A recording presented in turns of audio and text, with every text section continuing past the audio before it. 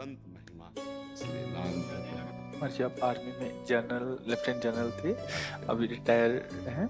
और महर्षि जी, एक तटीय स्थान के आगे एक वृद्ध आश्रम है, विधवाओं का, जो लेफ्ट साइड है, वो आप ही संचालन करते हैं, वहाँ की सारी सेवाएं देख। हाँ, बहुत सुंदर है महाराज जी। हम माताओं के साथ काम करते हैं। ये जानना चाहती हूँ कि ये तो परेशान होके आती हैं यहाँ पर, और फिर यहाँ पर ये कुछ सीखने को तैयार नहीं होती हैं। उनके व्यवहार में, आचार में कोई फर्क नहीं पड़ता है। हाँ, क्योंकि उनका उद्देश्य परमात्मा प्राप्ति नहीं है, सतमार्ग नहीं है, पर आपका उद्देश्य उनकी सेवा करना है, तो आपको दोष दर्शन नहीं करना है।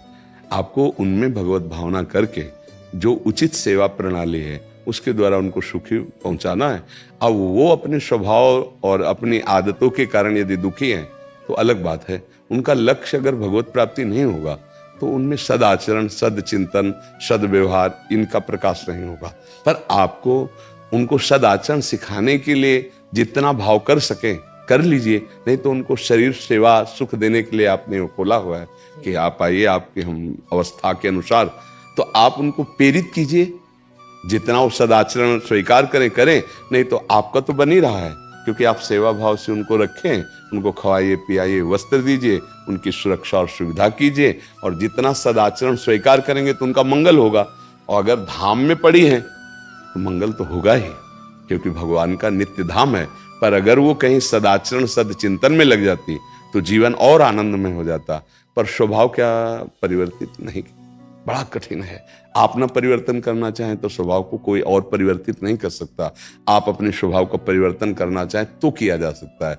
तो अगर हठ पूर्वक आप जोर देंगे तो दुखी हो जाएंगे।